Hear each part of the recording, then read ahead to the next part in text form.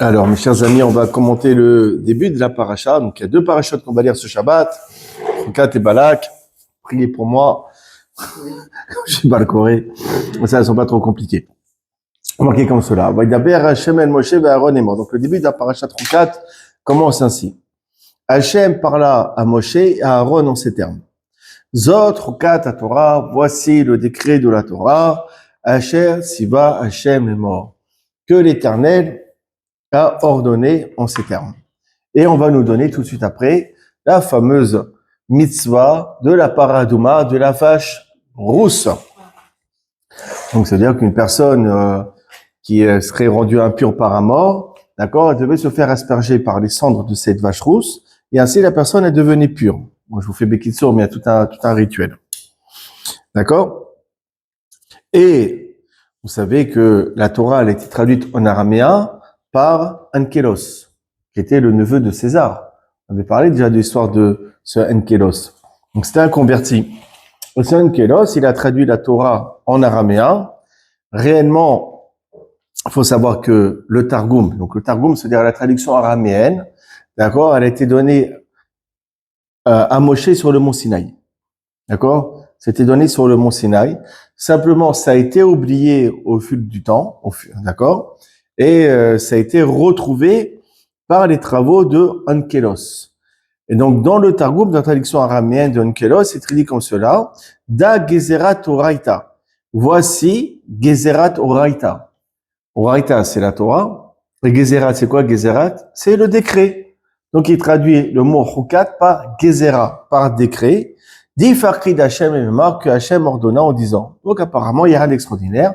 Et traduire en araméen que Chukat, ça veut dire Gezerat. Gezerah, un décret. Mais réellement, ici, vous allez voir que dans le Targum, il y a une allusion d'un fait historique qui va se produire plus de 1000 ans après Enkelos. C'est quoi? C'est le fameux épisode du procès du Talmud à Paris. Vous avez entendu parler, d'accord?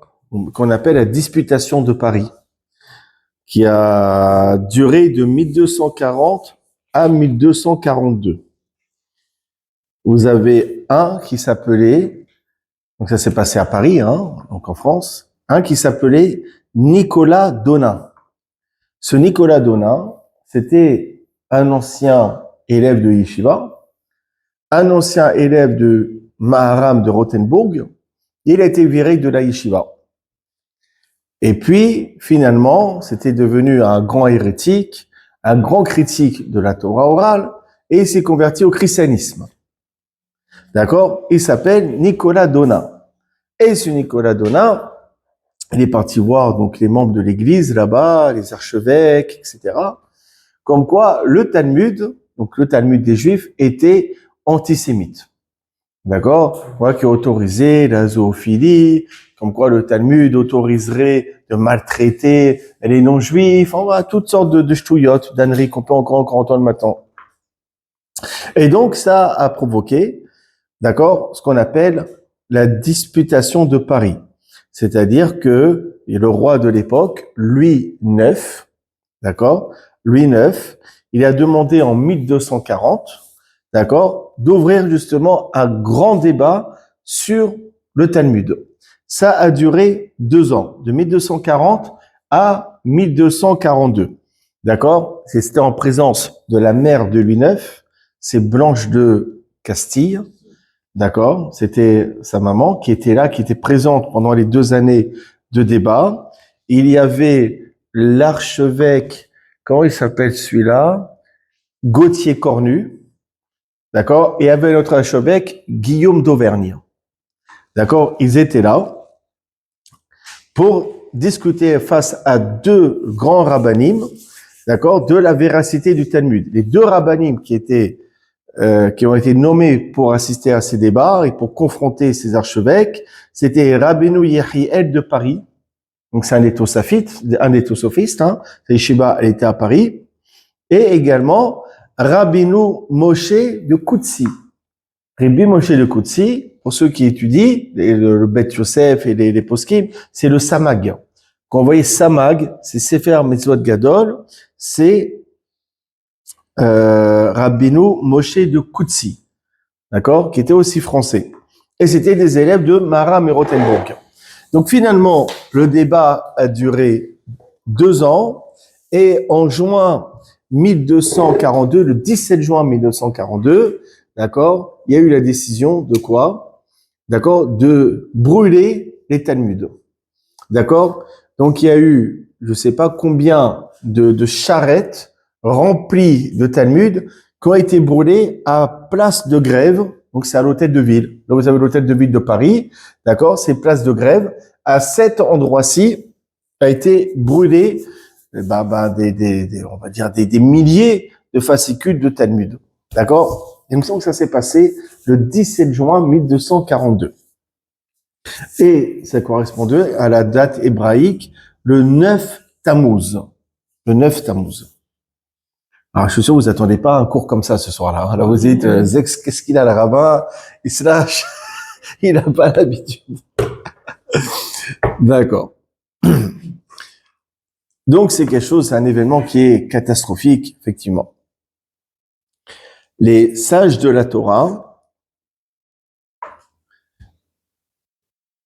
d'ailleurs, quand on dit Saint-Louis, on parle de ce roi, Rachar. Saint-Louis, c'est le roi Louis IX. D'accord? Faut savoir que c'était un tueur. Lui-même, il participait aux croisades. D'ailleurs, il est mort en Tunisie. Il est mort à Carthage durant la 8e croisade. Donc c'est vraiment un roi qui a du sang sur les mains. Hein. Alors les sages de la Torah, hein, qu'est-ce qu'ils ont fait? Ils ont fait Shelat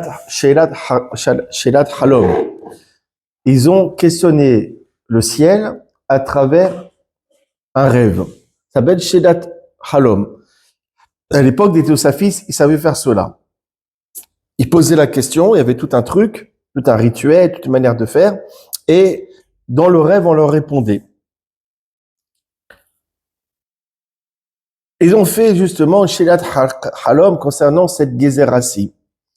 Et du ciel, on leur a dévoilé qu'il fallait commémorer cette journée-ci, non pas la date du 9 Tammuz, mais il faut commémorer cet événement tragique tous les vendredis qui précèdent la paracha de Chukat. Donc cette année, ce vendredi. C'est-à-dire quoi? Que c'est une journée normalement de tahanonim, de supplication et de jeûne. Et ça, qu'on leur a dit, vous savez quoi? Généralement, quand il y a un jour de fête, on voit le jour du mois. Donc normalement, on aurait dû dire, voilà, le 9 Tammuz, c'est un jour de commémoration. Là, on dit non, on prend pas le jour du mois. Tous les vendredis, peu importe la date dans laquelle ça tombe, tous les vendredis qui est présent à paracha de Chukat, ça va être le jour de cette commémoration. D'accord? Donc, c'est un jour de Tahanunim, de Teilim. Il y en a qui jeûnent. C'est une journée grave. Ce vendredi, c'est une journée très grave. D'accord? Et justement, il y a une allusion à cela. Dans la paracha de Chukat, il y a marqué Zot Chukat Torah. Et comment le Targum il a traduit? Il a traduit Da Gezerah Toraita. Voici le décret de la Torah. Mais Gezerah dans le sens condamnation. Voici la condamnation de la Torah. La Torah a été condamnée à être brûlée à Place de Grève en 1242. C'est la Torah, c'est le Talmud. Da Gezerah Toraita. Voici la condamnation de la Torah. Voici la condamnation du Talmud. Ce Talmud, il faut qu'il soit brûlé. D'accord? Donc, une allusion de cet événement-ci, 1000 ans avant, dans la traduction du Targum de Onkelos. Et effectivement, ça s'est passé. Donc, le vendredi, veille de Shabbat Chukat, le Talmud a été brûlé. Et il y a une allusion, justement, dans la traduction araméenne de la paracha de Chukat. Da Gezerah Toraita. Voici la condamnation de la Torah. Et d'ailleurs, le Magen Avraham lui-même, bonsoir. Le Magen Avraham lui-même, il ramène cela, d'accord, au nom du Tanya. C'est pas le Tanya de Morazaken, c'est un Rishon. le Tanya qu'on appelle aussi Tanya Rabati, il dit comme cela.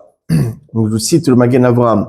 Yom Hashishi Parashat Chukat, le vendredi qui précède la Parashat de Chukat, Na'agu Yahadim Mit'anot. Il y en a qui ont l'habitude de jeûner. Chez Beoto Ayom, parce que ces journées-ci, Nisrifu ont été brûlés, Gimel Keronot Melim Sefam Safat, 20 charrettes remplies de Talmud à Paris, en France, en 1242, à l'issue de la disputation de Paris, comme j'ai expliqué. Velo Kavo Oto Bimea Chodesh. Ils n'ont pas fixé cette journée de jeûne le jour du mois, c'est-à-dire le 9 Tammuz. Et Pene Shemetor Sheyat Halom Noda Lahem Shela Parasha Gorem Gzat Torah. Parce que, par la question à travers le rêve que les sages de l'époque avaient questionné, on leur a fait savoir que c'est le jour de la Parasha qui a provoqué justement cette condamnation de la Torah. Et d'où l'allusion, Zot Kata Torah, Dageza Toraita. Tout ce qu'on a dit en fait, Bekitsur, le Magen Avraham, il ramène au nom de Tanya Rabati. D'ailleurs, dans un peu plus de 3 semaines, il y aura cette triste journée de Tisha B'Av. Et à Tisha B'Av, tout un office particulier. Et on lit à Tisha B'Av des kinot. C'est quoi kinot? C'est des lamentations.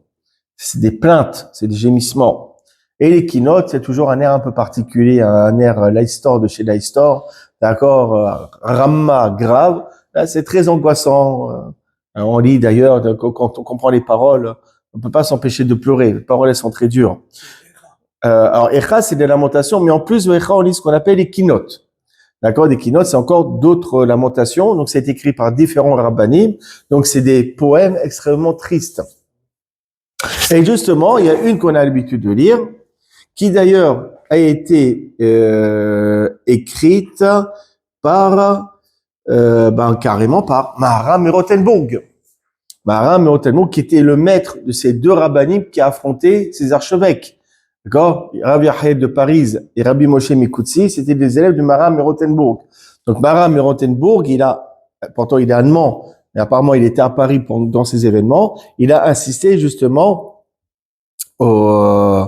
le fait d'avoir brûlé justement les Talmuds. C'est quoi le autodafé du Talmud? Et il a composé, Maharam Rotenbourg, une kina. Un poème là-dessus que l'on lit à Tisha B'Av. D'ailleurs, c'est ce qui a provoqué l'envie de Maharam Rotenbourg de faire son alia, de quitter l'Europe pour aller en Eretz Israël. À l'époque, c'était pas l'agent juif et 4 heures d'avion, t'es en Israël. À l'époque, il y avait la marche des Alpes, etc. Pour y aller, c'est très compliqué. Et s'est fait attraper là-bas par les Allemands. Et justement, ça lui a valu d'être attrapé là-bas. Il est mort d'ailleurs en prison. D'accord? Et les Allemands, ils ont rendu le corps 20 ans après. Bon, c'est l'histoire à l'époque déjà. Et donc, cette kina de Maharam Rotenbourg, elle est là, on la lit, d'accord, Sha'ali Seroufa. Il y a un air particulier, d'accord, c'est Sha'ali Seroufa, Beshlomo Avelaïch, nanana. On la lit comme cela, et ça fait référence à cet événement. Sha'ali Seroufa. Sha'ali, d'accord, ça veut dire quoi? Le Maharam Rotenbourg, il parle à la Torah. Sha'ali. Toi, la Torah, Sha'ali, je questionne. Seroufa Ba'esh. Toi, la Torah qui a été brûlée par le feu. Lishlom Avelaïr. Pour la paix des endeuillés. Pour la paix de nous qui sommes endeuillés, le fait d'avoir brûlé au tout à fait ce Talmud. Et après, il y a une autre prose où il parle justement à ce roi, à ce Louis IX, à la royauté française de l'époque. Ad-an, Adina, Tishokna, Berov Hashket, nanana, d'accord? Il parle ici, Ad-an, jusqu'à quand? Adina, Adina c'est la douce, la royauté française, la douce royauté française. Tehi Shokna, Berov Hashket, tu vas demeurer dans une grande quiétude. Ofne Ferahai, Rochasu Harulaïr. C'est des airs qu'il faut apprendre. D'accord? Ofne Ferahai. Or, le visage de Ferahai, c'est quoi? Des jeunes Israël. Alors kassou haoulaïr, voici qu'ils sont kassou, ils sont recouverts haoulaïr par des épines, dans le sens ils sont en souffrance. D'accord? Après justement, le Mahamer Rothenburg, il parle justement à la Torah. Il dit Ekan etuna be'esh orkola. Elle est où celle qui a été donnée par un feu dévorant? Parce que la Torah a été donnée par un feu. Elle est où cette Torah qui a été donnée par un feu dévorant? Teukal be'esh basar, qui maintenant est dévorée par le feu d'un nez de chair et de sang. C'est très beau. Ô tu es, toi, qui a été donné par un feu divin, qui est aujourd'hui brûlé par un feu d'être humain. C'est terrifiant, les paroles. Velo nikvu zarim berahalayir. Or, ces étrangers n'ont pas été brûlés par tes braises, dans le sens ils n'ont pas encore été punis. C'est un texte extraordinaire, je vous invite à le voir, je ne sais pas s'il y a la traduction, d'accord, mais en tout cas, c'est une kina qui est déchirante. Et on va la lire à Tisha B'Av Bezrat Hashem. Les jeunes, il faut apprendre les airs de Tisha B'Av, d'accord, c'est important, ça se perd ça. Personne connaît les airs de Tisha B'Av, les keynotes. Il faut apprendre. Alors, il y a plusieurs questions. On avait dit quoi? On dit que la commémoration, c'est pas le jour du mois, mais c'est tous les vendredis avant la paracha de Chukat. Quel est le lien? Pourquoi on n'a pas fait le jour du mois? Pessah, c'est le 15 Nissan, d'accord? Sukkot, c'est le 15 Tishri à chaque fois. Pourquoi là, c'est pas le jour du mois qui compte, mais le jour de la semaine? Deuxième question. Pourquoi cette allusion de la condamnation à la Torah a été mise en allusion dans la traduction en araméenne et non pas dans le texte en hébreu de la Torah?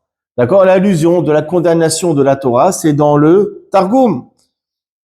D'accord? Comme on avait dit, comment est-ce qu'on a dit? Da Gizera Toraita, c'est la condamnation de la Torah. Ce terme condamnation, il est dans le Targum. Pourquoi? Est-ce qu'on n'a pas mis une allusion dans la Torah elle-même? Et en plus, quel est le rapport avec la Para Adouma? Mais on n'aura pas le temps de répondre à cette troisième question. Alors regardez, pour cela, il faut voir une Gemara dans Masechet Ta'anit, page 9, Amoud Aleph. Et comme ça, Shosha Parnasim Tovim Abdol Israël. Le peuple juif a eu 3 leaders, 3 grands dirigeants, 3 Parnasim. Elohen, les voici. C'est qui? Moshe, Aaron, Myriam. Le trio de choc. D'accord? Et 3 cadeaux ont été donnés par leur biais. Elohen, les voici. Be'er, Be'anan, Vaman. C'est quoi le puits? Il y avait un puits qui se baladait, qui les accompagnait 40 ans dans le désert. Be'anan, les nuées de gloire. Vaman et la manne. Be'er, Besrut, Myriam. Le puits, on l'a eu par le mérite de Myriam. Amoud Anan, la nuée de gloire. Bisrut Aaron, par le mérite de Aaron. Man, Bisrut Moshe, la manne par le mérite de Moshe. Meta Myriam, comme Myriam elle est morte, Misalak Be'er, le puits s'est éloigné. Comme il est écrit, Myriam elle est morte, et juste après on dit le peuple n'avait plus d'eau pour boire. C'est-à-dire que s'ils avaient de l'eau jusqu'à c'est par le mérite de Myriam. Ok.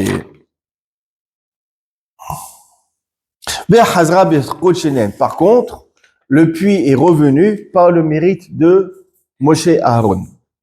Ok? Maintenant, Met Aaron, Aaron il est mort. Nessaleko Ane Kavod, les nuées de gloire ont disparu, se sont éloignées. D'accord? Comme il est écrit, le roi Arad, le roi Kénanéen, mais on sait c'était un de Amalek, il a entendu, qu'est-ce qu'il a entendu, on ne sait pas, il a décidé de faire la guerre contre les Hébreux. Qu'est-ce qu'il a entendu? Il a entendu la bonne nouvelle, entre guillemets, que Aaron est mort et qu'il n'y a plus ces nuées de gloire protectrices. Alors il a dit, c'est le moment de les attaquer. Néanmoins, les nuées de gloire et le puits ont réapparu par le mérite de Moshe. Mais Moshe, par contre, lorsque Moshe est mort, tout s'est éloigné. Quand Moshe est mort, il n'y avait plus ni la manne, ni le puits, ni les nuées de gloire. D'accord? Donc ce sont là les trois leaders historiques du peuple juif. Or, dans cette paracha-ci de Hokat,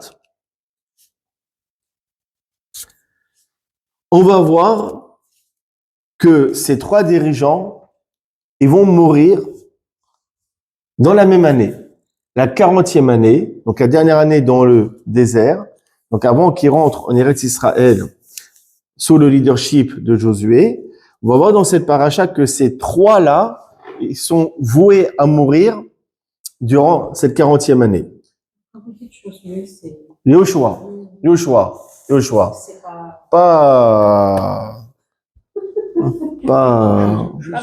Voilà, pas l'autre, pas Daïch, d'accord?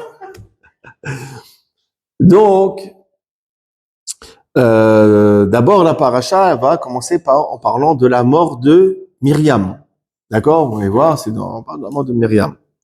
La mort de Myriam, quand est-ce qu'elle est morte? Elle est morte le mois de Nissan. Quel jour exactement? Et elle est morte le 10 Nissan. Le 10 Nissan, Myriam, elle est morte. Comme ça, marqué dans le Shulchan Aruch. Le Shulchan Aruch, le Siman Takaf, Tav Kuf Pe, raconte des jours tristes où il y en a qui ont l'habitude de jeûner. Et on cite le Ba'asar Rabo, le 10 Nissan, Meta Myriam. Myriam est morte. Menisala Kabeher, et le puits est parti.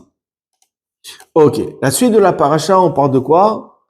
On parle du fameux épisode où le peuple avait soif et Dieu il dit à Moshe et Aaron, vous allez parler au rocher. Et on connaît toute cette histoire, ils n'ont pas parlé au rocher, ils ont frappé. Alors Dieu il a décrété que Moshe et Aaron, ils n'allaient pas rentrer en terre d'Israël et qu'ils devaient mourir donc la 40e année. D'accord? C'est dans cette paracha-ci qu'on raconte cette histoire. Donc déjà on parle de la future mort de Moshe. D'accord? Dans cette paracha, on condamne Moshe à mourir avant de rentrer en terre d'Israël. Et dans la paracha, ensuite, on parle clairement de la mort de qui? De Aaron. D'accord? À marquer clairement. Aaron, il est mort quand?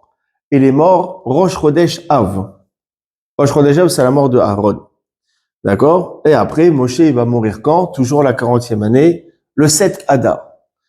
Donc, on voit que les trois plus grands dirigeants de notre histoire, Aaron, Moshe, Myriam, d'accord, sont morts la même année, la 40e année avant de rentrer en terre d'Israël. Ok. Maintenant, regardez. Il y a un midrash intéressant. Dans Midrash Rabbah, Bamidbar Rabbah, chapitre 19. Amarlo Akash Baruch Hu le Moshe. On raconte que Dieu s'adresse à Moshe et lui dit ainsi. Beze fanim adam vakesh kanes aris. Par quel mérite, de quel droit tu demandes de rentrer en terre d'Israël? C'est juste après la faute des explorateurs. Dieu, il a dit, vous allez tous mourir dans le désert. D'accord? Et Dieu dit à Moshe, et maintenant, ils vont tous mourir dans le désert. Toi, de quel droit tu penses rentrer en terre d'Israël? Machal Héroé, je te donne une parabole au sujet d'un berger, chez Hatzal Irotsono, qui est sorti pour faire paître son bétail, chez le Meler, et pas le bétail du roi. Benishvit Hatson, et le bétail a été pris en captivité. D'accord? Donc il a perdu le bétail. Bikesh Aro Elikane Sapatarin Shemeler. Maintenant le berger, il veut rentrer dans le palais du roi. Le roi, il lui dit quoi? Mais dégage. Amarlo Ameler, le roi, il lui dit, Im at nirtnas arshav mayomra beriot. Si tu rentres dans le palais, si je t'accorde ta visite dans le palais, qu'est-ce que les gens vont dire? Ils vont dire que c'est toi qui as kidnappé, qui a fait prisonnier le bétail. Afkan la manque Moshe. Pareil, il en est de même. Dieu l'a dit à Moshe. Est-ce que ça serait une louange pour toi? Est-ce que ça te mettrait en valeur que tu as été capable de sortir 600 000 Hébreux d'Égypte, au Vartem Bamidbar, et que toi-même tu les enterres dans le désert? Et toi, tu vas entrer en Israël et tu vas diriger une autre génération. Les gens, qu'est-ce qu'ils vont penser? Donc, c'est toi qui les as tués. D'accord? Donc, c'est pas dans ton intérêt que tu rentres en Eretz Israël. Donc, Bekitso, Dieu il dit, étant donné que toute ta génération va mourir dans le désert, alors toi, Moshe, tu n'as aucune légitimité pour rentrer en terre d'Israël. Ça veut dire quoi? Que depuis cet épisode malheureux des explorateurs a déjà été décrété, avant l'épisode là du rocher, parler, pas parler, déjà on a décrété que Moshe, il devait mourir là-bas.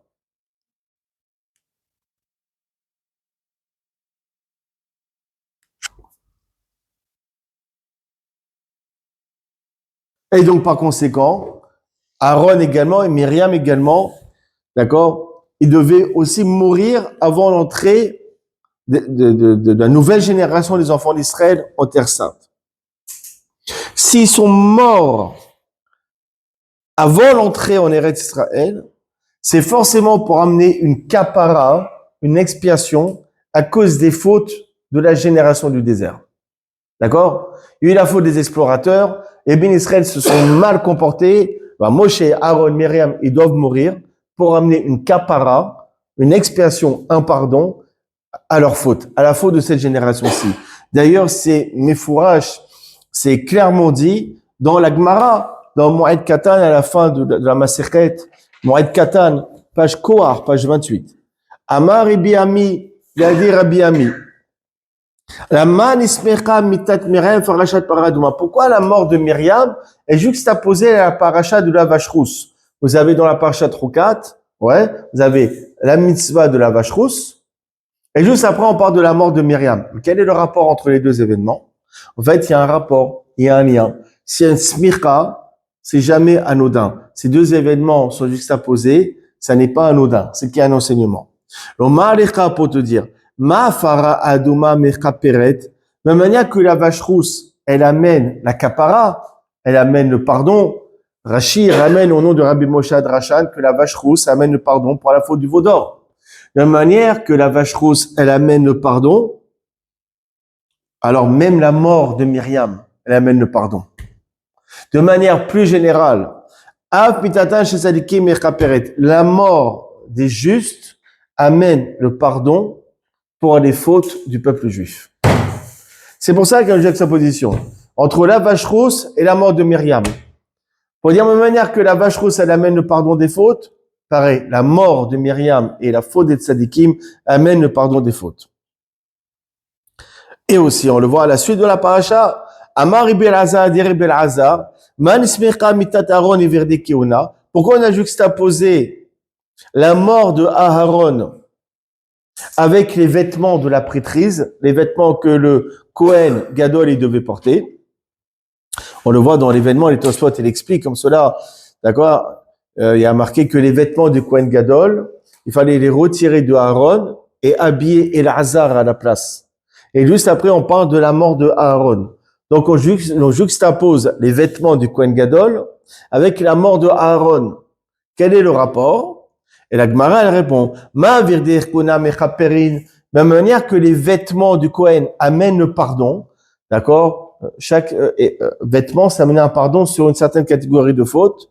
Alors, pareil aussi, la mort de Aaron, et donc aussi, plus généralement, la mort des sadikim amène également le pardon des fautes. Donc, ça revient à ce qu'on a dit, que Moshe, Aaron, Myriam, ils devaient mourir dans le désert pour amener le pardon de toutes les fautes que les bénis Israël ont fait 40 ans dans le désert. C'est une kapara pour eux. Ok? Ça, c'est un point à mettre de côté. Et c'est pour ça que la paracha, elle commence en disant « Zot rukat Torah ».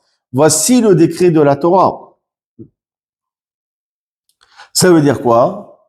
Que ça peut paraître injuste. Comment des tzadikim parfaits comme Moshe, Aaron, Myriam pouvaient avoir un châtiment aussi sévère de mourir dans le désert? D'ailleurs, c'est vraiment dégueulasse, quoi. Moshe, tout ce qui s'est débattu pour ce peuple, d'accord? Comment il les a fait sortir d'Égypte, et les 10 plaies, il a galéré avec Pharaon, la traversée de la mer, et toutes les bêtises qu'ils ont fait, le veau d'or et Korah, etc. Là, là. Tout ça, pourquoi? Pour qu'ils rentrent pas. C'est dégueulasse. Aaron aussi, tout ce qu'il a souffert, pour que finalement il rentre pas en terre d'Israël.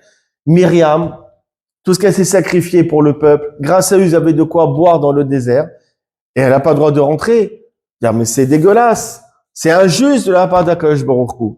Alors, avant de te parler de la mort de ces 3 tzadikim, on dit Zot Chukat Torah. C'est le décret de la Torah. C'est le décret d'Akadosh Baruch Hu. Akadosh Baruch Hu, il a décrété que ça devait se passer ainsi. Pourquoi? Parce que c'est une kapara. La mort de ces 3 tzadikim, c'est une kapara, ça amène le pardon pour la faute de ce Dor HaMidbar. Ça amène justement le pardon pour la faute de toute cette génération du désert. Maintenant, on va quand même approfondir toute cette idée-ci. Vous avez le tout début de Pirkei Avot, le Maxime des Pères. Donc, la première Mishnah, on dit quoi? On dit Moshe Kibel Torah Sinaï. Moshe a reçu la Torah du mont Sinaï. Sarah à Yoshua, il a livré cette Torah à Yoshua. Dans le Zohar, on nous dit que lorsqu'on dit que Moshe il a reçu la Torah du Sinaï, ça fait allusion à la Torah orale. On a expliqué plusieurs fois, Torah écrite, Torah orale. Torah écrite, c'est la Bible. Torah orale, c'est, on va dire, le Talmud.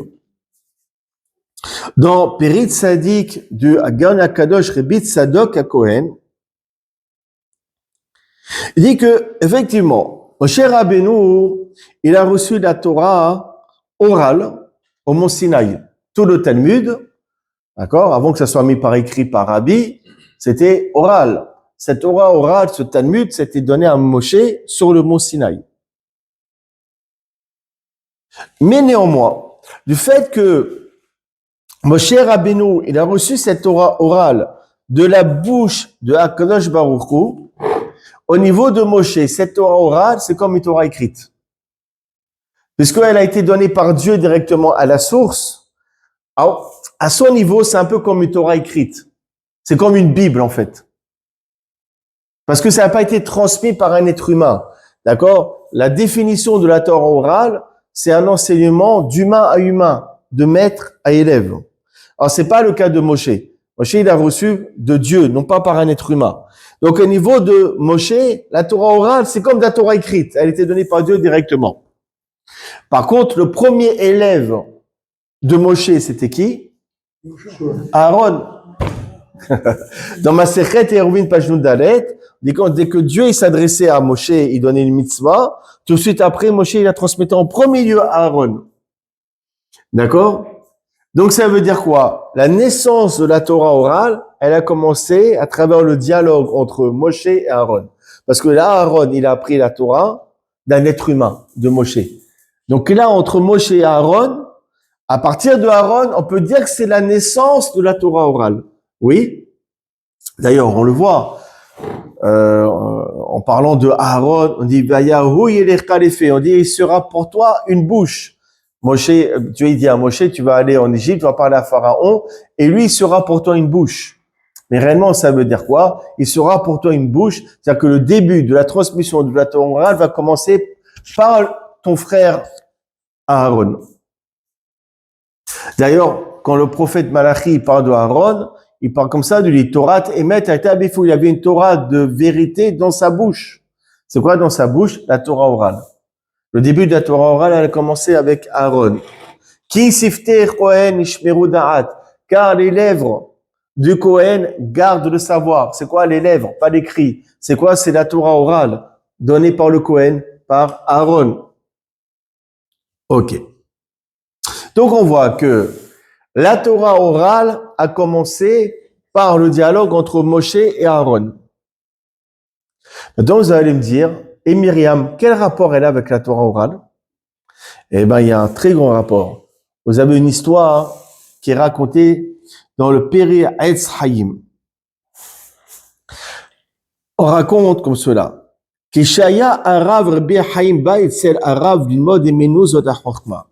Lorsque Rabbi Haïm Vital, qui était l'élève number one du Harizal, du maître de la Kabbalah, au XVIe siècle, Rabbi Haïm Vital, il a entendu qu'il y avait un grand kabbaliste, un homme très mystique, un sage, d'accord, là-bas au nord d'Israël, à Tzfat, et qui enseigne la Kabbalah. Il a voulu étudier avec lui. Donc Rabbi Haïm Vital est parti voir le Harizal.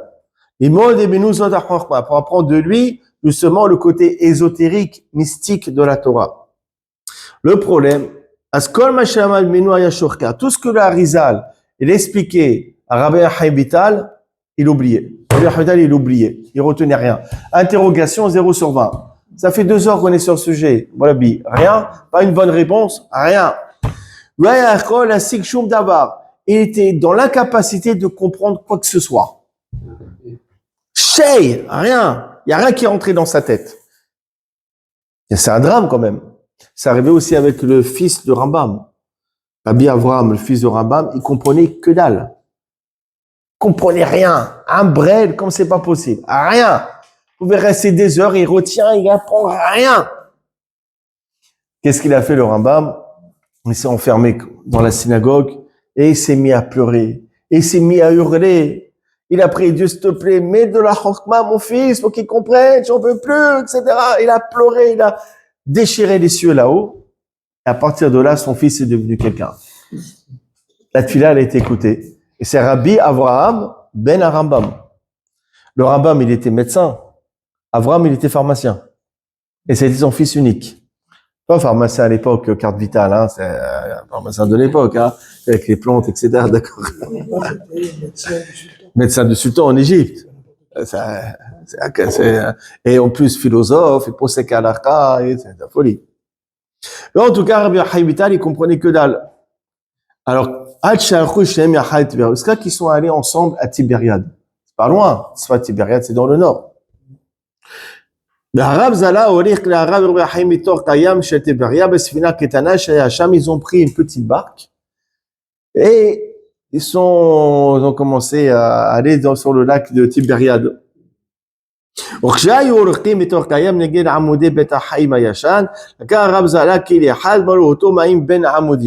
Et qu'est-ce qu'il a fait? Le Harizal, il a pris un kili, une bassine, et il a rempli de l'eau du lac du Tibériade. Et il a donné cette eau à boire à son élève, à Rabbi Haïm. Il lui a dit, Arshav maintenant, maintenant tu vas comprendre beaucoup de Chokhmah. Maintenant tu vas comprendre mon enseignement. Parce que cette eau que tu as bu, c'est pas n'importe quelle eau. Mais Berach et Myriam, cette eau, elle provient du puits de Myriam. Dit que le puits de Myriam, maintenant, il est caché dans un coin dans le lac de Tibériade. Le Harizal, il savait où c'était. Il a donné à boire à son élève. Il dit, maintenant, tu vas comprendre. Maintenant, tu vas comprendre la Torah. À partir de là, il a commencé à entrer dans cette chokhmah. D'ailleurs, Rabbi Haïm Vital, c'était le seul élève qui avait le droit d'écrire les enseignements du Harizal. Les autres élèves n'avaient pas le droit. Ça veut dire quoi? Ça veut dire que, effectivement, Myriam, elle a un lien avec la Torah orale. C'est-à-dire que celui qui consomme des eaux du puits de Myriam, il comprend la Torah, il comprend la Torah orale. Donc, c'est-à-dire que ces 3 plus grands leaders de notre histoire, Moshe, Aaron, Myriam, symbolisent la Torah orale. Le début, la naissance de la Torah orale, c'est par la relation entre Moshe et Aaron. Et la compréhension de la Torah orale passe par la consommation des eaux du puits de Myriam. Donc ces 3 s'y représentent, symbolisent, sont l'archétype de la Torah orale.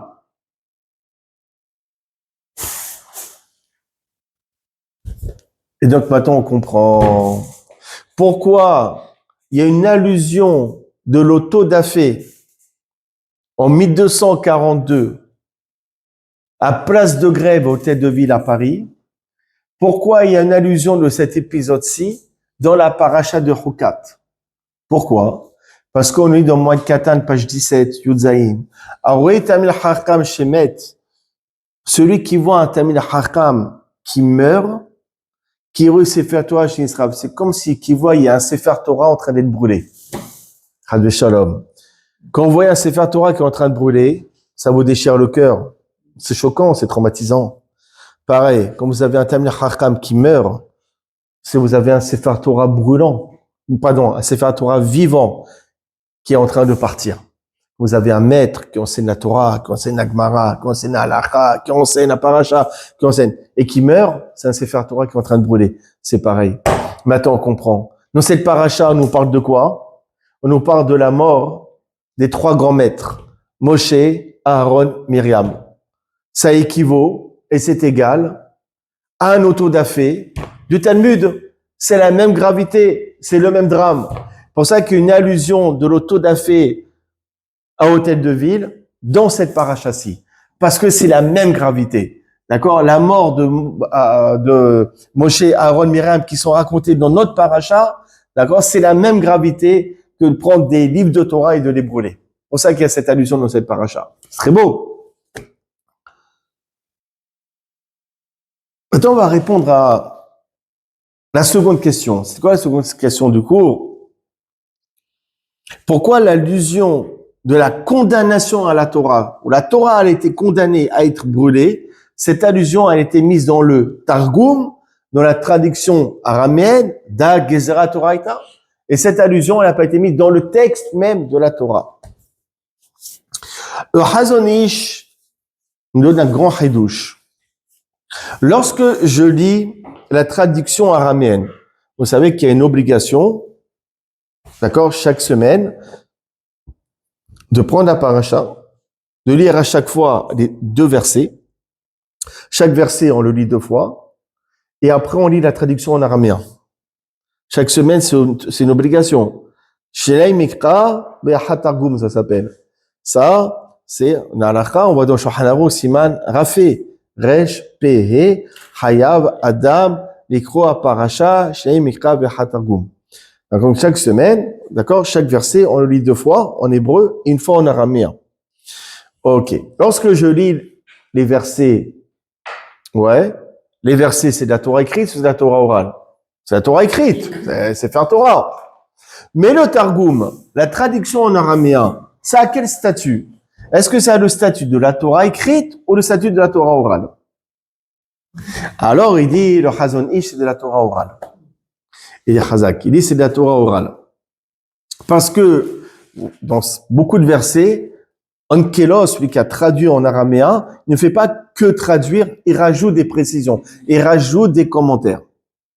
Et sans aller jusque-là, vous remarquerez, c'est ce qu'il dit le Chazon Ish, parce que parfois il y a marqué Elohim dans le texte, en hébreu, lui jamais il va mettre Elohim. Il va mettre Yudke Vavke, Avaya. Donc ça, c'est une interprétation. D'accord? Donc il n'est pas là à paraphraser le texte, sinon il aurait recopié Elohim.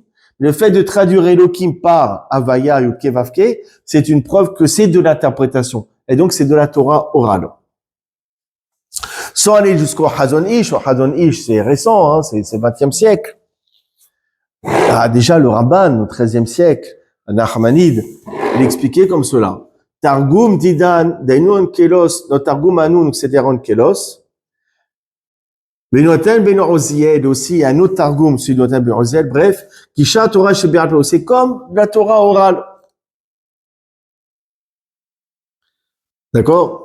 D'ailleurs, un kelos, on dit, d'où il a sorti la traduction araméenne, il a pris, dans ma Masechet Megillah, page 3, il a pris Mipi Rabbi Eliezer Rabbi Yoshua, de la bouche de Rabbi Eliezer Rabbi Yoshua, de la bouche, c'est-à-dire qu'une transmission orale. Donc c'est de la Torah orale. D'accord? Et donc maintenant on comprend, qu'est-ce qui a été brûlé à Hôtel de Ville à Paris? C'est quoi? C'est le Talmud. C'est quoi le Talmud? C'est de la Torah orale. Donc c'est normal que l'autodafé de la Torah orale soit mis en allusion dans la traduction en araméenne, qui est, elle aussi, de la Torah orale. Et non pas dans le texte de la Torah, qui est de la Torah écrite. C'est pour ça que l'allusion, elle est dans le Targum Ankelos et pas dans le texte. Et maintenant, on va répondre à la dernière question. Pourquoi la commémoration, elle se fait tous les vendredis qui précèdent la paracha de Chukat, et non pas le 9 Tammuz, la date? Alors, il faut savoir, cette mitzvah de Shnei Mikra Be'achat Targum, de prendre la paracha chaque semaine, de lire 2 fois le verset en hébreu et 1 fois en araméen. Quand est-ce qu'il faut la faire, cette mitzvah? Quand est-ce qu'on la fait? Est-ce que je peux prendre toute la semaine? Dimanche, je fais le Rishon. Lundi, je fais le Sheni. Ouais. Ou bien, vendredi, je fais tout. Vendredi, je fais toute la paracha, Shnei Mikra Be'achat Targum. Mais il y en a 2 cette semaine, hein. Tu vas t'amuser. Rokat Balak, ça prend 3 heures. Il faut en plus que tu fasses avec Rashi, d'accord? Alors, il faut savoir, selon le pshat, sans citer des choses, on peut commencer depuis même samedi après-midi, à partir de Mincha. À partir de Mincha, on peut commencer chez les Mikra Verchatagum de la nouvelle paracha. Et donc, on peut faire un petit peu dimanche, lundi, mardi, on peut couper la paracha en plusieurs fois. Il n'y a pas d'obligation. Mais néanmoins, selon la Kabbalah, c'est bien de laisser à vendredi, de tout faire vendredi. Vous avez le Makor, Magen Avraham, Siman Reshpehe, il amène au nom de Shla Kadosh, Raburovitch, d'accord, de dire Shemikra Verchatagum, Davka, Bayom Shishi, précisément le vendredi, Aha Hatzot, l'après-midi, après le milieu de la journée, après Hatzot. Selon Rabbeinu Haïm Vital, il amène au Shara Kavanot, il explique que le Harizal, juste après la fin de Shacharit vendredi matin, d'accord, il allait à la synagogue au Beth Midrash. Si là-bas il avait un Sefer Torah kasher, il sortait le Sefer Torah et faisait Shnei Mikra Ve'Hatargum dans le Sefer Torah.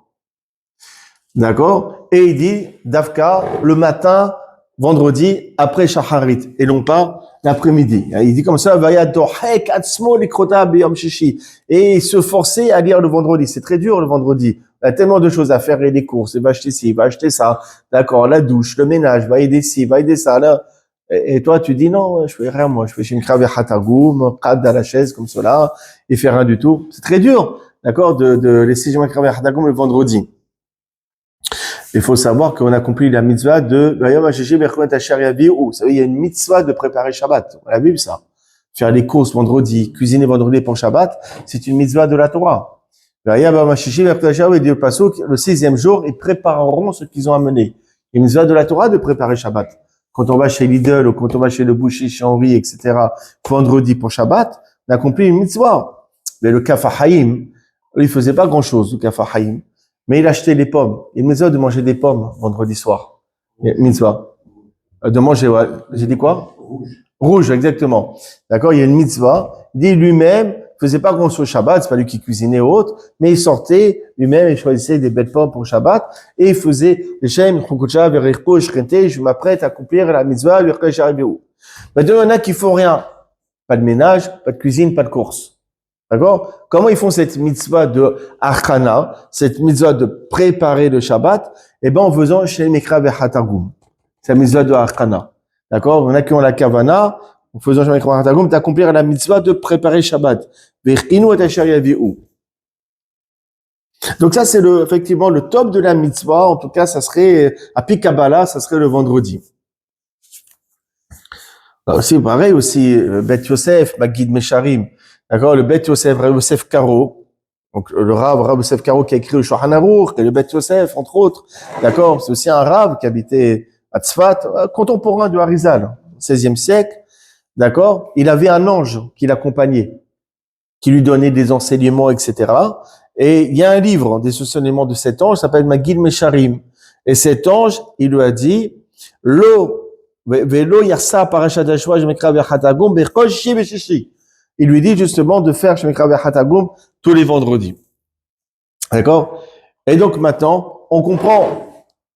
Quand est-ce que je vais lire cette allusion de cette autodafé à l'hôtel de ville au XIIIe siècle?